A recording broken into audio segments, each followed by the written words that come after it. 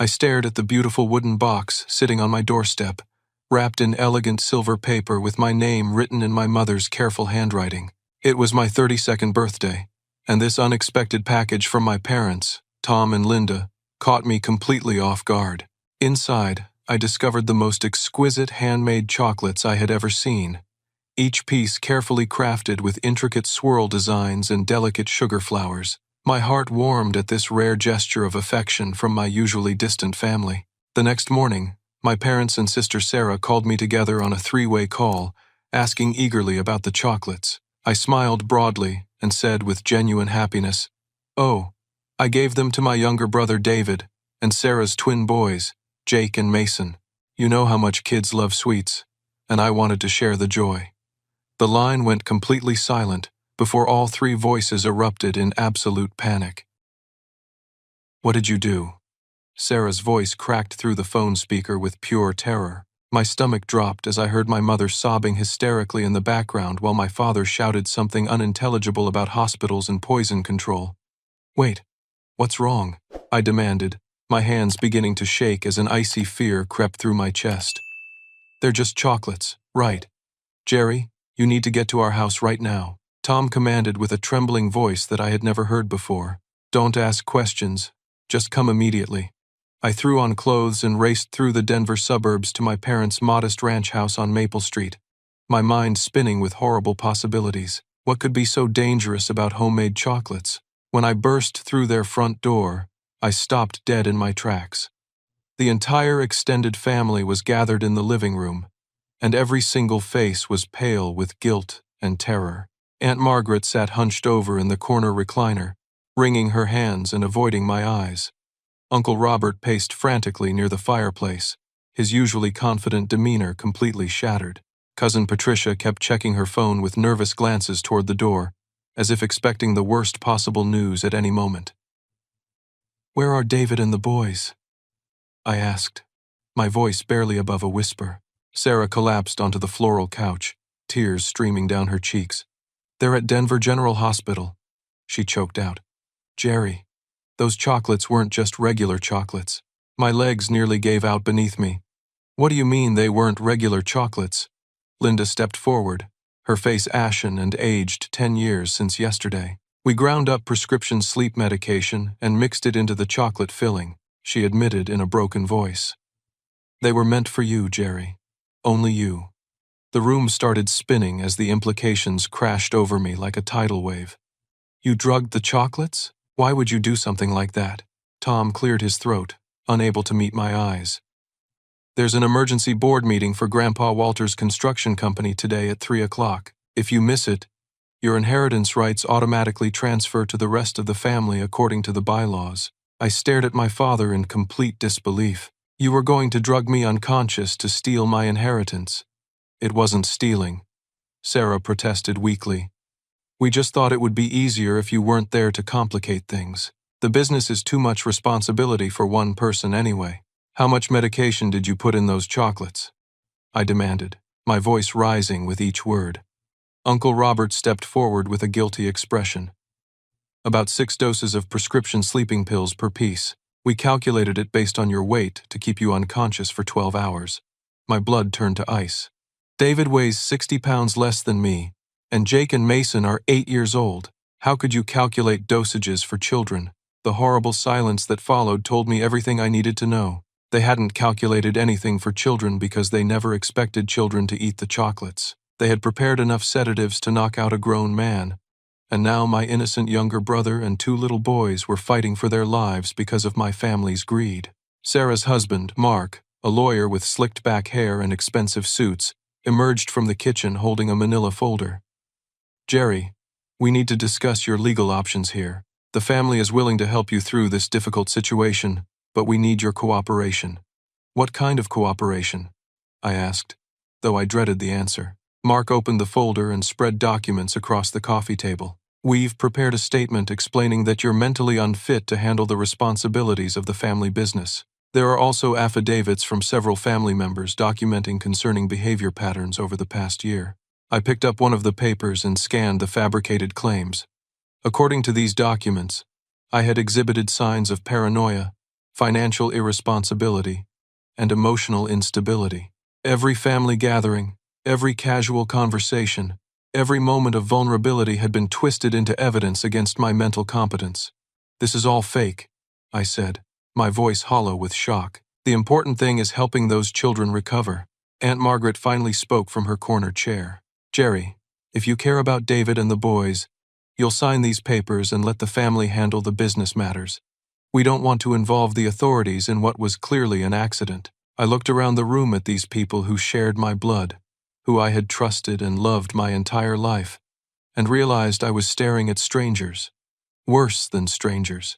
I was looking at people who had calculated how to drug me into unconsciousness, steal my inheritance, and now wanted me to take responsibility for nearly killing 3 innocent family members. "I need to see David and the boys," I said firmly. "That's not a good idea right now," Tom replied quickly.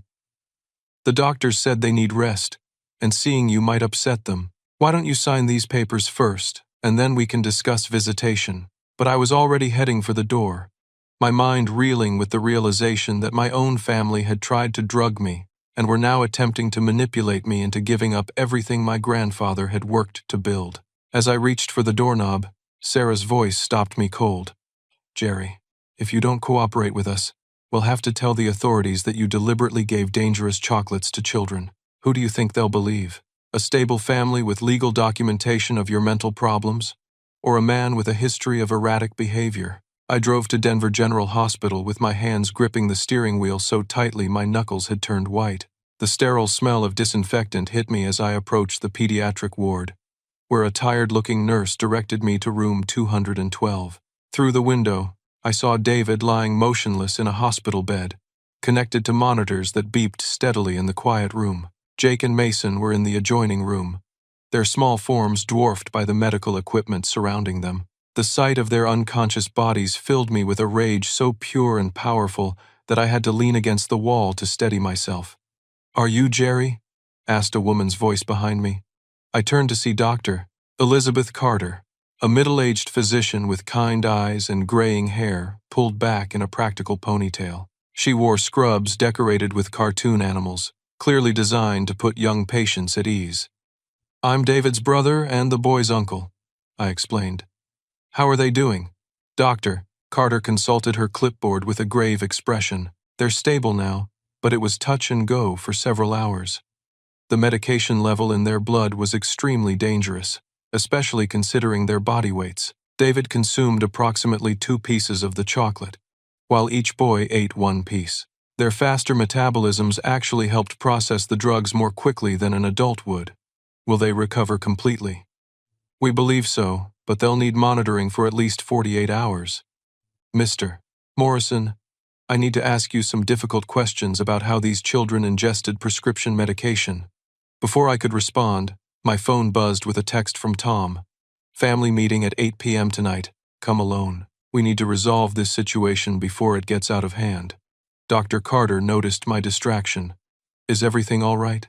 "Doctor, I need to tell you something important about those chocolates." I explained the entire situation to Dr. Carter, watching her expression shift from professional concern to outright alarm as I described my family's inheritance scheme and their admission of deliberately drugging the chocolates. "Mr. Morrison, this is attempted murder," she said quietly. "The dosage levels we found in these children's blood could easily have been fatal for adults, let alone children." "What do you mean fatal?" Dr. Carter led me to a private consultation room and closed the door. The concentration of sedatives in those chocolates was enough to cause respiratory failure in a full-grown adult. Your brother and nephews survived because they consumed smaller amounts and their young bodies processed the drugs differently. But if you had eaten those chocolates as intended, the room started spinning again as the full impact hit me. My family hadn't planned to drug me unconscious for a business meeting. They had planned to kill me.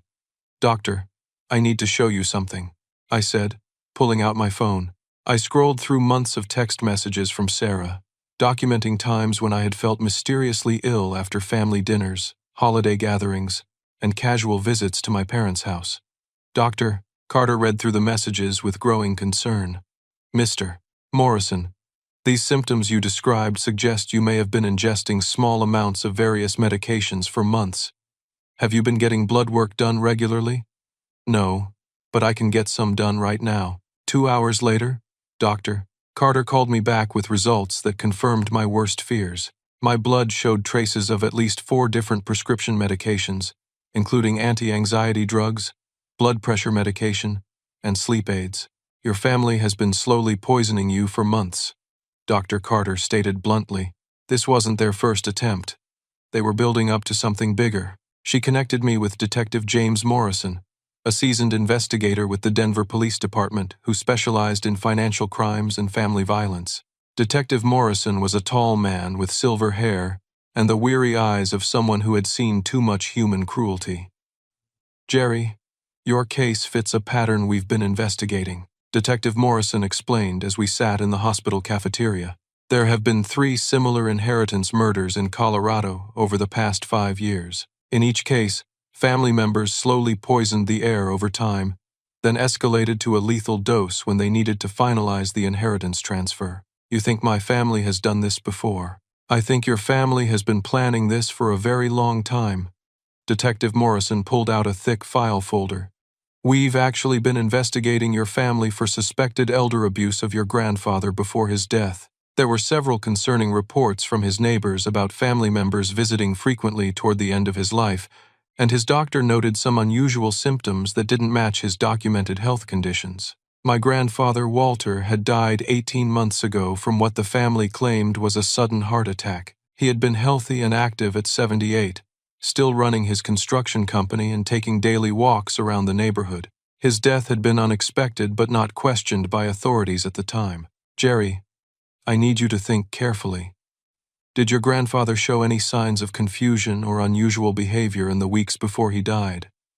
I remembered visiting Walter 2 weeks before his death. He had seemed tired and disoriented, complaining about feeling dizzy and having trouble remembering conversations. The family had attributed these symptoms to normal aging, but now I wondered if they had been deliberately caused.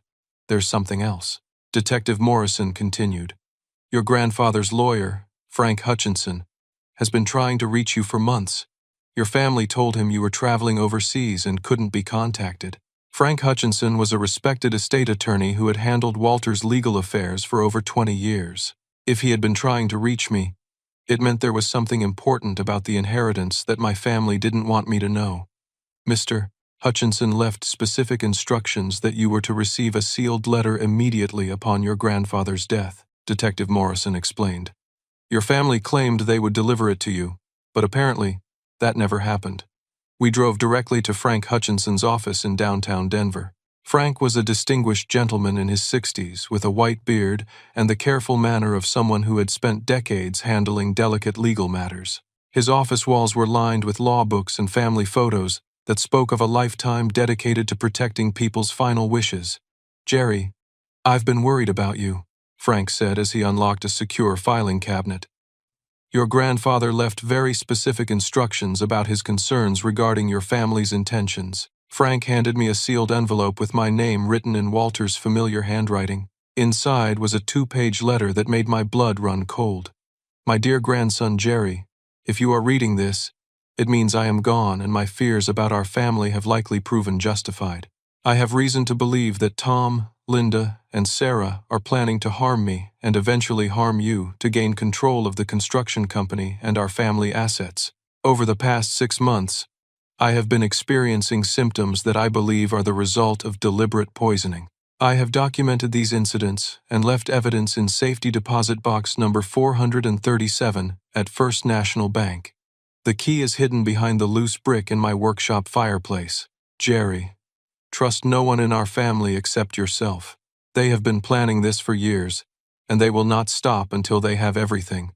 I love you, and am sorry to burden you with this knowledge, but you are the only one I can trust to seek justice. Your loving grandfather, Walter. Frank watched my face as I read the letter. Jerry, your grandfather also left instructions that if anything happened to you or if you were declared mentally incompetent, I was to immediately contact federal authorities. He suspected your family's activities extended beyond just local inheritance fraud. What do you mean, federal authorities? Your grandfather discovered that Tom and Sarah have been running similar schemes in Arizona and Nevada. They've been targeting elderly relatives across multiple states, using the same gradual poisoning methods and legal manipulation tactics. I felt the room spinning as the full scope of my family's criminal enterprise became clear. They weren't just greedy relatives trying to steal an inheritance. They were professional predators who had turned murder into a family business. "There's one more thing," Frank said softly. "Your grandfather suspected that your ex-fiancée Amanda was paid to break your engagement and gather information about your personal life.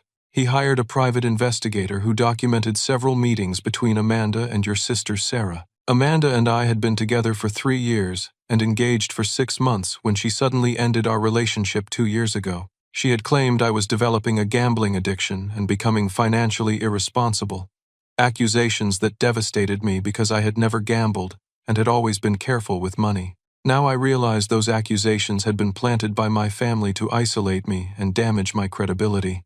As I sat in Frank Hutchinson's office, surrounded by evidence of my family's betrayal, I realized that every major disappointment and failure in my adult life had been orchestrated by the people who were supposed to love and support me. They had systematically destroyed my relationships, my reputation, and my sense of reality, all while planning to murder me for money.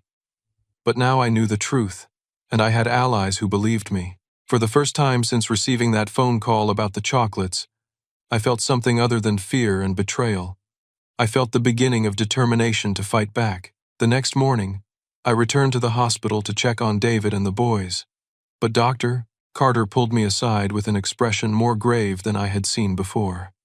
"Jerry, I need to share some additional test results with you," she said, leading me to her private office. I ran more comprehensive toxicology screens on all 3 patients, and what I found is deeply concerning. Dr. Carter spread several lab reports across her desk, pointing to highlighted numbers that meant nothing to me but clearly alarmed her.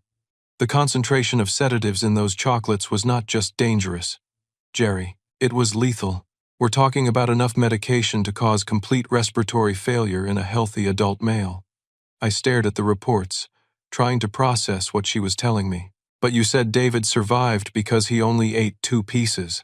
That's exactly my point. David consumed approximately 1/3 of a lethal dose. The twins each consumed about 1/6. If you had eaten those chocolates as your family intended, consuming 4 or 5 pieces as a normal person would, you would have died within hours." The weight of this revelation hit me like a physical blow. They weren't trying to drug me unconscious. They were trying to kill me. I'm afraid that's the only logical conclusion based on these dosage levels. Dr. Carter continued explaining the medical evidence, but my mind was reeling with the implications. My family had planned my murder with the same careful attention they might give to planning a birthday party. They had calculated dosages, prepared alibis, and arranged legal documents, all while maintaining the facade of loving relatives. "There's something else you need to know," Dr. Carter said softly. "I've been reviewing your medical history, and I found records of several emergency room visits over the past 18 months, where you came in with symptoms consistent with medication poisoning." She pulled up my medical records on her computer screen. "November of last year, you were treated for severe nausea and disorientation after Thanksgiving dinner. February, you came in with respiratory problems after your birthday celebration. June, you were treated for cardiac irregularities after a family barbecue." I remembered each of those incidents vividly. Each time, I had felt mysteriously ill after family gatherings, but the symptoms had been subtle enough that neither I nor the emergency room doctors had suspected deliberate poisoning. My family had been using me as a test subject, gradually increasing dosages to see how my body would react. "Dr. Carter, this means they've been trying to kill me for over a year." "I believe they were perfecting their method," she replied. "Building up tolerance levels, testing different medications, timing the effects. The chocolate delivery was meant to be their final, successful attempt." Detective Morrison arrived at the hospital within an hour of my call. He brought with him Agent Maria Santos from the FBI's Financial Crimes Unit and Agent Kevin Blake from the Federal Task Force on Organized Fraud. "Jerry, your case has attracted federal attention because of the interstate nature of your family's activities," Agent Santos explained. She was a sharp-eyed woman in her 40s with the no-nonsense demeanor of someone accustomed to investigating complex financial crimes. Agent Blake opened a thick file folder containing documents, photographs, and bank records. We've been building a case against your family for 8 months, following a trail of suspicious deaths and inheritance transfers across Colorado, Arizona, and Nevada. The agents spread out evidence that painted a picture of systematic murder spanning multiple years and states. In Arizona, Tom's elderly aunt had died suddenly after changing her will to leave everything to the family. In Nevada, Linda's uncle had succumbed to mysterious health problems just weeks after updating his estate planning documents. In each case, Agent Santos explained, the victims experienced gradual health decline over several months, followed by sudden death right before major financial transactions. The pattern is consistent with slow poisoning followed by a fatal dose. How many people do you think they've killed? I asked, though I wasn't sure I wanted to know the answer. We suspect at least 6 deaths over the past 5 years. Agent Blake replied, your grandfather Walter appears to have been their most recent victim before they turned their attention to you. The agents showed me financial records documenting massive transfers of money, property, and business assets following each suspicious death. My family had accumulated over $3 million in assets through their murder scheme, all while maintaining the appearance of grieving relatives who were simply trying to honor their loved ones' final wishes. Jerry, we believe your family chose you as their next target because you represented the largest potential payout. Agent Santos continued. Your grandfather's construction company alone is worth over $4 million, and there are additional assets including real estate, investments, and life insurance policies. But why go through all the elaborate planning with the chocolates? If they wanted me dead, why not just use the same gradual poisoning method they used on Walter? Agent Blake pulled out a timeline showing my family's activities over the past year. They needed you to die in a way that appeared sudden and accidental, with no connection to them. The sedative overdose would have looked like you accidentally took too many sleeping pills, possibly due to stress over the inheritance responsibilities. They were also under time pressure. Agent Santos added, there's a legal deadline approaching for the inheritance transfer. If you don't take formal control of the construction company by next month, the ownership automatically reverts to a family trust controlled by Tom and Linda. Dr. Carter rejoined our conversation with additional medical evidence. I've been in contact with Walter's physician, Dr. Robert Chen, who treated him during his final months. Dr. Chen documented several concerning symptoms that he couldn't explain at the time, but now appear consistent with gradual medication poisoning. The evidence was overwhelming and horrifying. My family had murdered my grandfather, the man who had raised me after my parents were too busy with their own lives to provide proper care. They had poisoned him slowly over months, watching him suffer and decline, all while pretending to be concerned relatives helping him through his final illness. There's one more thing you need to know, Detective Morrison said grimly. We have reason to believe your family is planning to accelerate their timeline. They know you're asking questions and gathering evidence. We've intercepted communications, suggesting they're planning to stage your suicide within the next 48 hours. My phone rang at that moment, and Sarah's name appeared on the screen. Agent Santos motioned for me to answer while she activated recording equipment. Jerry, where are you? Sarah's voice was strained and urgent. We need to talk immediately. David's condition has taken a turn for the worse, and the doctors are saying he might not make it. You need to come to the hospital right away. I looked at Dr. Carter, who shook her head and mouthed David is stable while holding up his current medical chart. I'm on my way, I told Sarah, playing along with whatever deception they were planning. After I hung up, Agent Santos explained their strategy. We're going to use this opportunity to gather recorded evidence of their confession. You'll wear a wire when you meet with them, and we'll have agents positioned nearby for your protection. What if they become violent when they realize I know the truth? That's a risk, Agent Blake admitted. But we need their confession to build a case that will hold up in federal court. Right now, we have circumstantial evidence and medical speculation. We need them to admit their crimes on record. As I prepared to face my family one more time, I realized that I was not just fighting for my own life anymore. I was fighting for justice for Walter, for the other victims they had killed, and for David and the twins who had nearly died because of my family's greed. The recording equipment felt strange against my chest, but I was determined to get the evidence needed to stop them permanently. My family had underestimated my strength and my determination to survive their murder plot. They were about to discover that their intended victim had become their worst nightmare. I arrived at my parents' house that evening to find the entire family gathered in the living room, their faces a mixture of fake grief and barely concealed panic. Sarah stood up the moment I entered, her eyes red from what appeared to be genuine tears. "Jerry, I have terrible news," she said, her voice breaking. "David died an hour ago. The doctors said the medication poisoning caused irreversible brain damage, and they couldn't save him." The words hit me like a physical blow, even though I knew from Dr. Carter that David was stable and recovering. But the conviction in Sarah's voice and the grief on her face was so convincing that for a moment, I questioned my own reality. "What do you mean he died?" "I just spoke to his doctor this morning." Linda stepped forward, dabbing at her eyes with a tissue. "The hospital called us as his emergency contacts. Jerry," they said, "David suffered massive brain swelling caused by the sedative overdose. He never regained consciousness." Tom placed his hand on my shoulder with what felt like genuine sympathy. "Son, we know this wasn't intentional. You didn't know those chocolates were dangerous. But the police are going to want answers, and we need to prepare for what's coming." Mark, the lawyer, emerged from the kitchen carrying a briefcase and wearing his most serious expression. "Jerry, I've been in contact with the district attorney's office. They're planning to file charges for involuntary manslaughter and child endangerment. The evidence is pretty overwhelming that you gave dangerous substances to minors, but I didn't know the chocolates were drugged," I protested, feeling trapped despite knowing this was all an elaborate lie. "That's exactly what we're going to argue," Mark replied smoothly. "But we need your cooperation to build the best possible defense. I've drafted a statement acknowledging your responsibility while emphasizing your lack of intent to harm anyone." Sarah handed me a manila folder containing legal documents that painted me as a troubled individual who had accidentally poisoned children due to my own mental instability and poor judgment. According to these papers, I had a documented history of substance abuse, financial irresponsibility, and erratic behavior that made the tragedy predictable and preventable.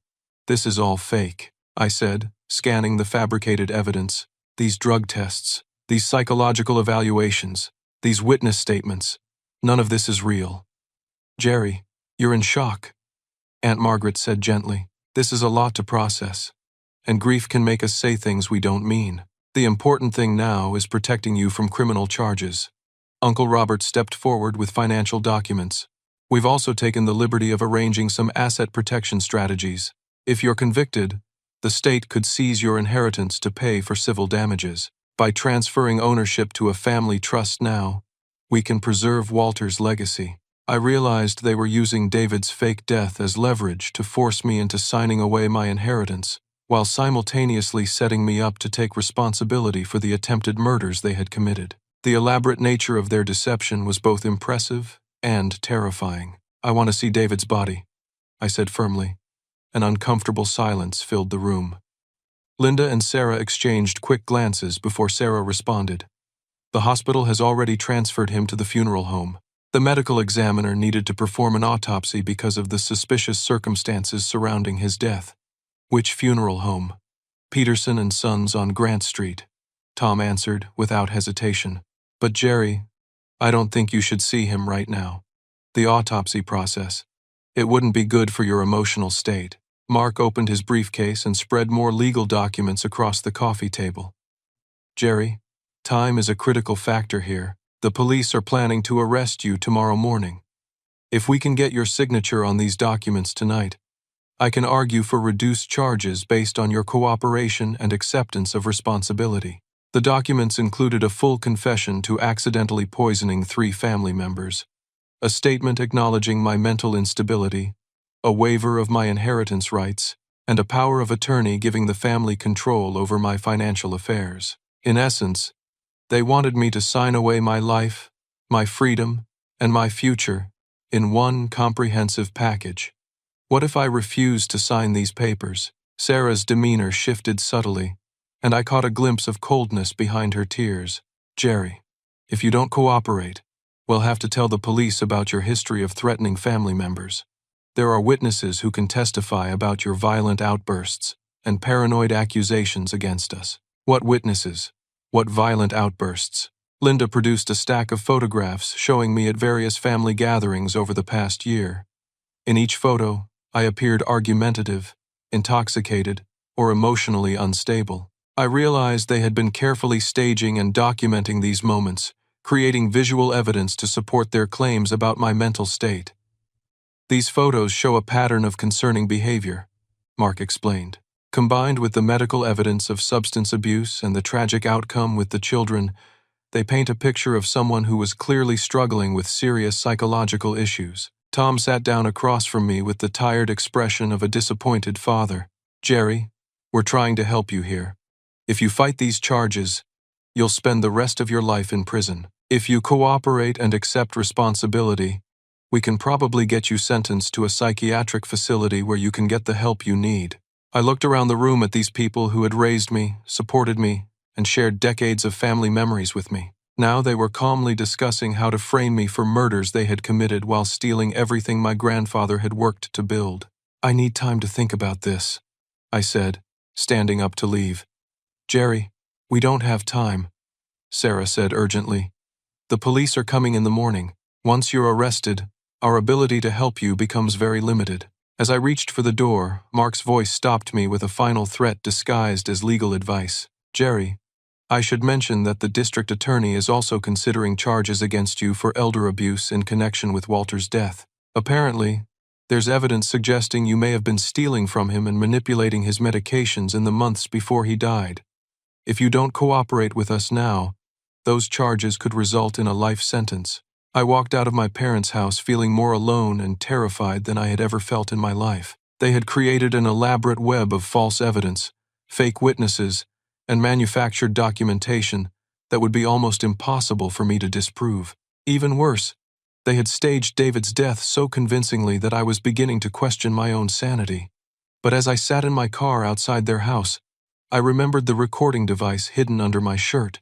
Every word of their confession and threats had been captured on tape. Agent Santos and Detective Morrison were listening to everything, gathering the evidence needed to expose their crimes. My family had underestimated my determination and my resources. They thought they were manipulating a helpless victim, but they were actually confessing their crimes to federal investigators. Their elaborate deception was about to become the evidence that would destroy them. The next morning, I met Agent Santos and Detective Morrison at a coffee shop downtown, feeling emotionally drained but determined to see this through to the end. They had spent the night analyzing the recordings from my family meeting, and their expressions told me they had discovered something significant. Jerry, your family's performance last night was even more incriminating than we hoped, Agent Santos said as she set up a small recording device on our secluded table. But what we discovered afterward is going to shock you. Detective Morrison opened a thick folder containing surveillance photographs, financial records, and legal documents. After you left your parents' house, we continued monitoring their communications. What we heard changes everything about this case. What do you mean? Agent Santos pressed play on the recording device, and I heard Tom's voice clearly through the speaker.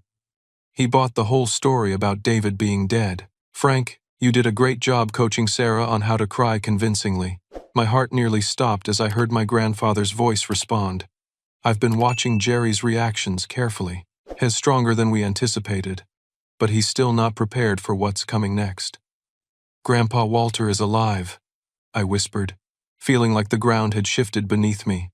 Very much alive, Detective Morrison confirmed. Your grandfather staged his own death 18 months ago after discovering your family's murder plot against him. Has been working undercover with our investigation ever since. Agent Santos showed me photographs taken with telephoto lenses showing Walter moving around a safe house in the mountains outside Denver. He looked healthy, alert, and very much alive, wearing casual clothes and meeting with people I didn't recognize. Walter came to us 2 years ago with evidence that your family was slowly poisoning him, Agent Santos explained. He had been documenting his symptoms, collecting blood samples, and gathering financial evidence of their fraud schemes across multiple states. But why fake his death? Why not just have them arrested? Detective Morrison pulled out a timeline showing the complexity of my family's criminal network. Your family's operation is much bigger than we initially realized, Jerry. They're connected to similar inheritance fraud rings in 6 different states, involving dozens of victims and millions of dollars in stolen assets. Walter's fake death served multiple purposes. Agent Santos continued. It stopped them from killing him. It gave us time to build a comprehensive federal case, and it allowed Walter to work as an undercover operative to gather evidence of their other crimes. Agent Santos showed me recorded conversations, photographed documents, and financial records that Walter had collected over the past 18 months. The evidence revealed a sophisticated criminal enterprise that included forged wills, manipulated medical records, bribed officials, and coordinated murder plots spanning multiple years. David and the twins are also safe, aren't they? I asked, though I was beginning to suspect the answer. They're perfectly fine, Detective Morrison confirmed. They're staying at a secure facility run by Child Protective Services while we complete the investigation. David has been helping us document the family's threats and manipulation tactics he experienced over the years. Agent Santos played another recording, this time of David's voice, explaining how the family had forced him to participate in their schemes by threatening to hurt Jake and Mason if he didn't cooperate. His testimony revealed years of psychological abuse, financial manipulation, and carefully planned criminal activity. David never ate any drugged chocolates, Agent Santos explained. The family gave him and the boys harmless candy that looked similar, then coached them to pretend they were unconscious when paramedics arrived. They were taken to the hospital as part of the deception, but they were never actually in danger. I felt a mixture of relief and rage as the full scope of their manipulation became clear. They had used my love for David and the children to control my reactions and force me into making desperate decisions. There's more, Detective Morrison said grimly. We've also been investigating your ex-fiancée Amanda's involvement in their scheme. He showed me bank records documenting payments from Sarah to Amanda totaling over $15,000, spread across multiple transactions over the past 2 years. There were also photographs of Amanda meeting with family members and recordings of phone conversations where she reported on my activities and emotional state. Amanda was essentially a spy gathering intelligence about your vulnerabilities and relationships, Agent Santos explained. The family used that information to isolate you from potential support systems and manipulate your psychological state.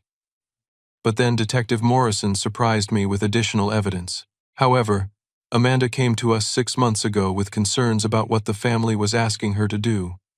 She's been wearing a wire and gathering evidence for our investigation since then. I stared at the documents in disbelief. Amanda has been working with you. She realized she was participating in something dangerous when Sarah asked her to plant listening devices in your apartment and steal copies of your personal documents. Agent Santos explained. Amanda may have initially been motivated by money, but she drew the line at activities that could result in serious harm to you. Agent Santos showed me recent recordings where Amanda had refused to participate in the family's escalating schemes and had even warned them that their plans were becoming too dangerous and likely to attract law enforcement attention. Amanda has provided crucial evidence about the family's long-term planning and their connections to similar crimes in other states, Detective Morrison added. Her cooperation has been essential to building our federal case. As we sat in that coffee shop reviewing months of evidence, I realized that Walter, Detective Morrison, Agent Santos, Amanda, and even Dr. Carter had been working together to protect me and build a case against my family's criminal enterprise. While I had felt isolated and manipulated, I had actually been surrounded by allies who were carefully gathering the evidence needed to ensure justice. What happens next? I asked. Agent Santos smiled for the first time since I had met her. Next, we spring the trap your family has been walking into for 18 months. Tomorrow night, they're planning to stage your suicide and finalize their theft of the inheritance. Instead, they're going to find themselves facing federal agents with enough evidence to put them in prison for the rest of their lives. Walter emerged from a back room of the coffee shop, looking exactly like the grandfather I remembered, but with the satisfied expression of someone who had successfully completed a complex and dangerous mission. Hello, Jerry, he said simply. I'm sorry we had to put you through all of this, but it was the only way to gather enough evidence to stop them permanently. I stood up and hugged my grandfather, feeling the relief of knowing that the most important person in my life was safe and that I was no longer facing this nightmare alone. Walter was alive, David and the children were safe, and we had the evidence needed to bring my family's criminal empire crashing down around them. Grandpa, I thought I had lost everyone I cared about. You never lost me, Jerry. I've been protecting you every step of the way, even when you didn't know it. Tomorrow night, we're going to finish this once and for all. Agent Santos and Detective Morrison spent the next day briefing me on the elaborate sting operation they had planned for that evening. My family expected me to arrive at Tom and Linda's house at 8 o'clock to sign the confession papers and financial documents. Instead, they were going to get the shock of their lives. The key is maintaining the illusion that you're defeated and ready to cooperate, Agent Santos explained as technicians fitted me with multiple recording devices. We need them to feel comfortable enough to discuss their plans openly and admit their previous crimes. Walter sat across from me in the Federal Task Force's Mobile Command Center, looking like a master strategist preparing for the final battle of a long campaign. Jerry, these people have underestimated you your entire life. Tonight, they're going to discover exactly how wrong they've been.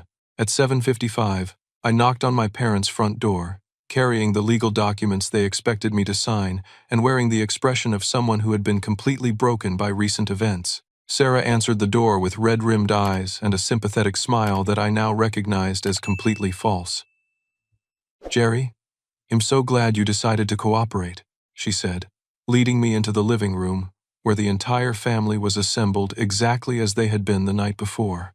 Tom stood up and embraced me with what felt like genuine paternal warmth. Son, I know this is difficult, but you're making the right choice for everyone involved. Mark, the lawyer, had prepared an elaborate signing ceremony, complete with notarized documents and multiple witnesses. As I sat down at the coffee table surrounded by my family, I realized they were all performing their roles in what they believed was the final act of their long con. Before we begin, I said, looking around the room at each of them, I want to understand exactly what happened to David and the children. I need to know the truth so I can live with my conscience. Linda and Sarah exchanged glances before Linda responded with practiced grief. Jerry, David suffered massive brain damage from the medication overdose. The doctors said he felt no pain, and he passed peacefully surrounded by people who loved him. And Jake and Mason, they're recovering slowly. Sarah replied, the doctors expect them to make full recoveries, but they'll need therapy to deal with the trauma of what happened. I nodded sadly and picked up the first document. I just want to make sure I understand what I'm signing. This confession states that I deliberately gave dangerous chocolates to children knowing they contained sedatives. Mark leaned forward eagerly. The language acknowledges your responsibility, while emphasizing your lack of criminal intent. It's the best deal we're going to get from the prosecutor, and this financial document transfers all of my inheritance rights to a family trust. It protects the assets from civil lawsuits and criminal forfeiture, Uncle Robert explained. If you're convicted, the state could seize everything Walter worked to build. This way, his legacy stays in the family.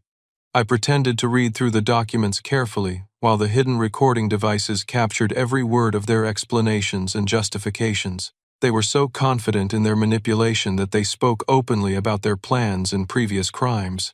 You know, Tom said conversationally, your grandfather would be proud of how you're handling this situation. Walter always said family comes first, and you're proving that by protecting everyone else. That was my cue. I looked up from the documents with confusion. It's funny, you should mention Grandpa Walter. I was just thinking about him. The room went completely silent. I could see the color draining from Linda's face as she realized what I might be implying. Jerry, Sarah said carefully, why are you thinking about Grandpa Walter? Because he's standing right behind you. Walter stepped through the front door that Agent Santos had quietly unlocked, looking exactly like the man they thought they had murdered 18 months earlier. The expressions on my family's faces shifted through disbelief, terror, and panic as they realized their elaborate scheme was collapsing around them. Hello, Tom, Linda, Sarah, Walter said calmly. I think we need to have a conversation about some chocolates. Linda actually screamed and fell backward over her chair. Tom's face went white as he stared at his father-in-law who was supposed to be dead and buried.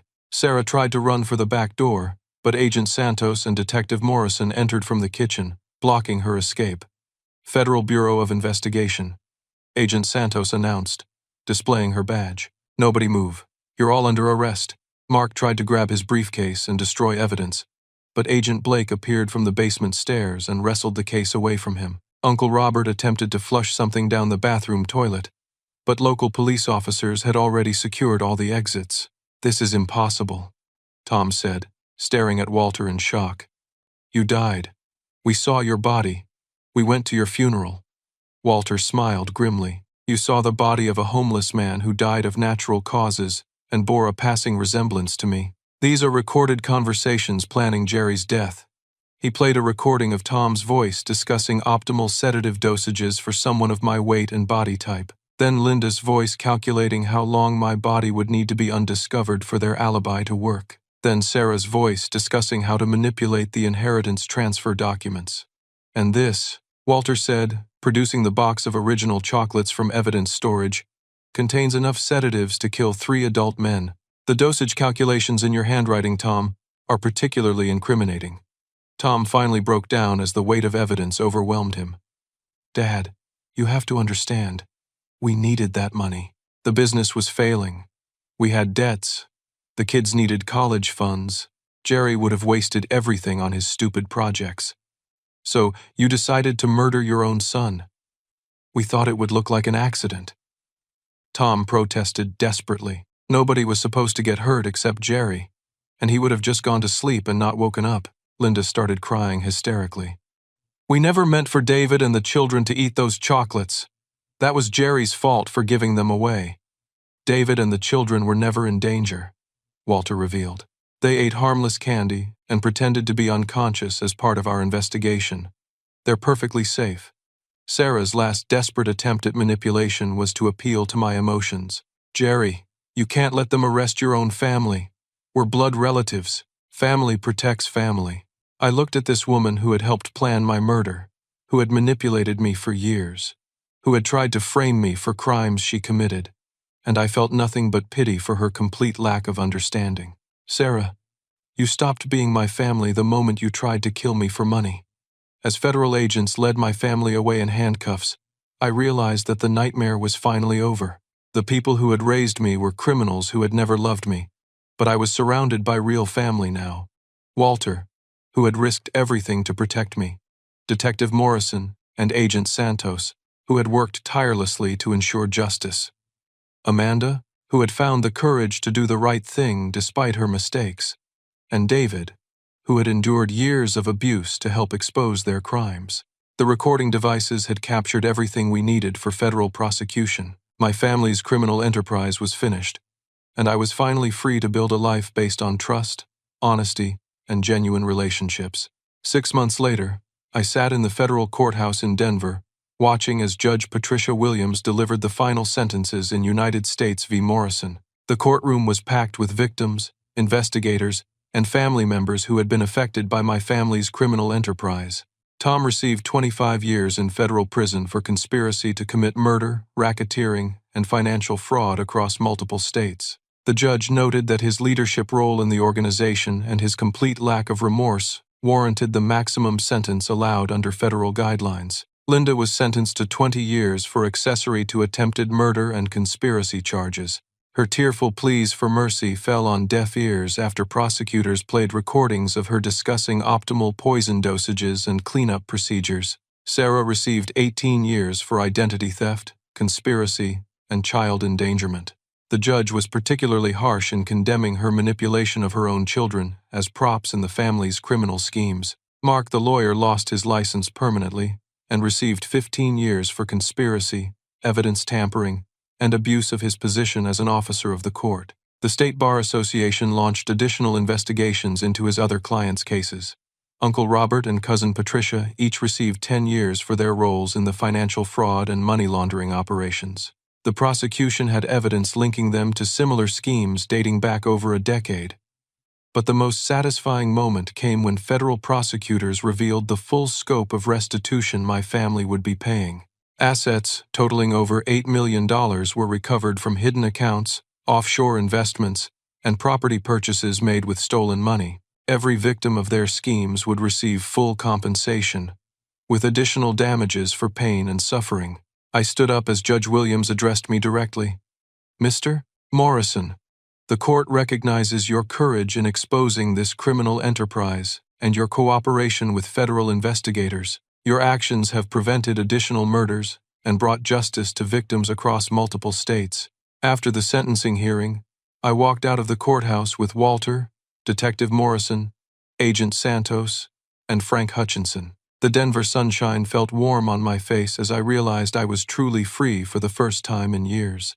Walter and I had spent the past 6 months rebuilding our relationship and restructuring the construction company. We discovered that the business was actually thriving, generating over $6 million annually in revenue from affordable housing projects and commercial developments. The financial problems Tom had claimed were entirely fabricated. "Jerry," Walter said as we stood on the courthouse steps, "I want you to know how proud I am of the man you've become. You faced the worst kind of betrayal and came through it with your integrity intact." Detective Morrison shook my hand with genuine warmth. "Jerry, you helped us solve the biggest inheritance fraud case in Colorado history. Your family's conviction will send a message to other criminals that this kind of scheme won't be tolerated." Agent Santos handed me a card with contact information for victim advocacy resources. "Jerry, if you ever need anything, or if you're interested in helping other victims of family financial abuse, please don't hesitate to call." David met us outside the courthouse, looking healthy and confident after months of therapy and counseling. He had moved in with Walter and me, and we were slowly building the kind of honest, supportive relationship that brothers should have. "Jerry, I want to apologize again for all the years I went along with their manipulation," David said. "I was scared and confused, but that doesn't excuse my participation." "David, you were a victim just like I was.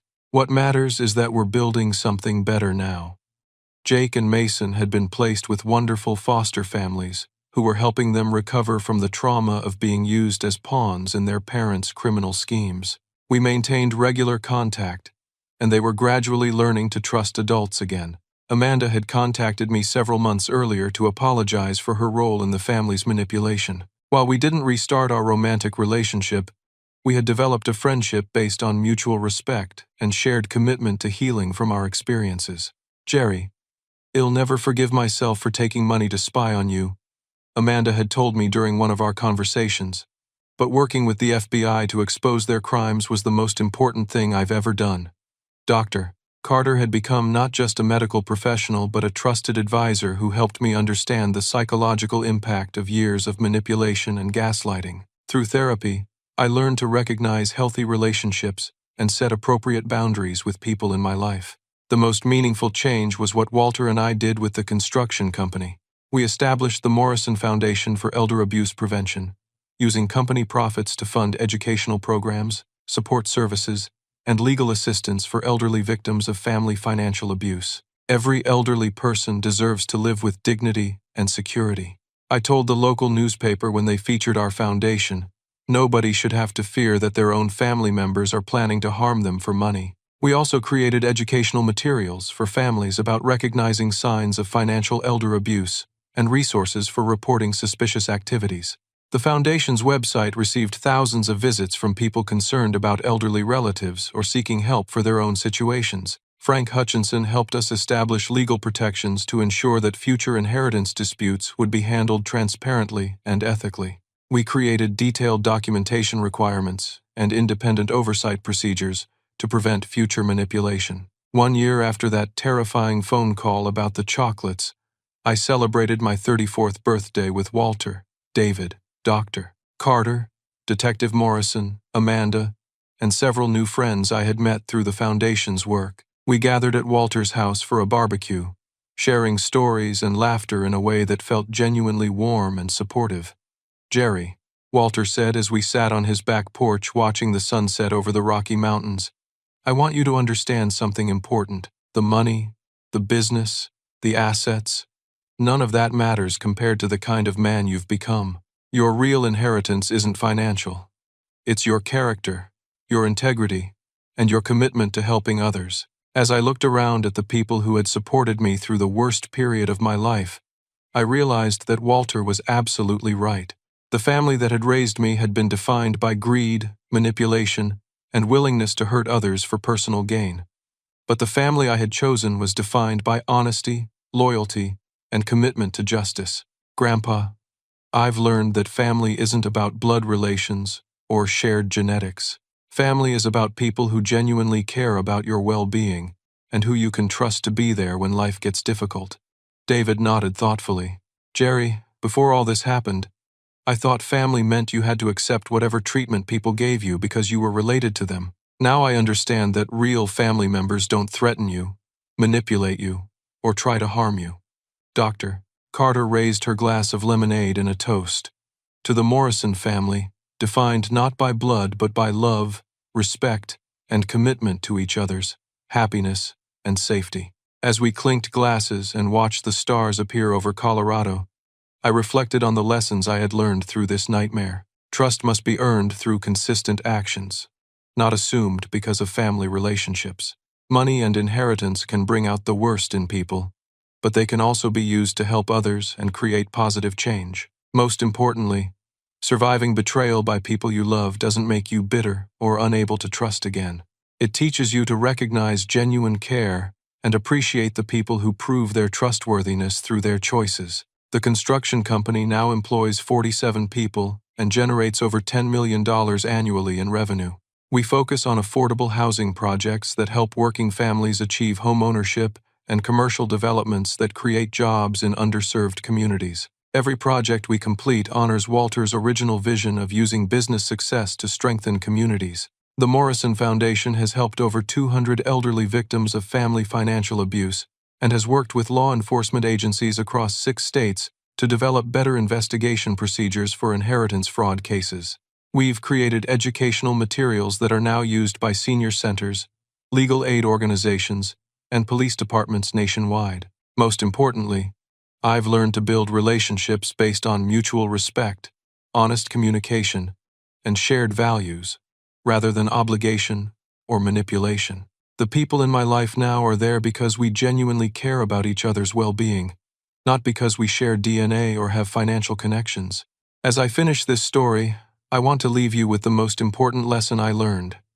Your worth as a person is not determined by what others do to you, but by how you choose to respond to those challenges. When people try to manipulate, control, or harm you, you have the power to refuse their definitions of who you are and what you deserve. If you're dealing with toxic family members, manipulative relationships, or people who try to control you through guilt and obligation, please know that you deserve better. Real love doesn't involve threats, manipulation, or attempts to control your life choices. You have the right to set boundaries, demand respect, and choose relationships that support your growth and happiness. Trust your instincts when something feels wrong, even if you can't immediately prove what's happening. Document concerning behaviors, reach out to professionals for help, and remember that protecting yourself isn't selfish, it's necessary. Family should be your source of strength, support, and unconditional love. If the people in your life aren't providing those things, you have the right and the responsibility to find people who will. Before I sign off, I want to ask you something important. Have you ever experienced manipulation or betrayal from someone you trusted completely? How did you rebuild your ability to trust others while still protecting yourself? Share your thoughts in the comments below, because your experiences might help someone else who's struggling with similar challenges. If this story resonated with you, please hit the like button. Subscribe to hear more stories about overcoming family betrayal and finding your strength, and share this with someone who might need to hear that they're not alone in facing toxic family dynamics. Thank you for listening to my story, and I hope it reminds you that no matter how dark things get, you have the power to fight back, seek justice, and build a better life surrounded by people who truly care about you. Trust yourself, protect your well-being, and never give up hope that better days are ahead.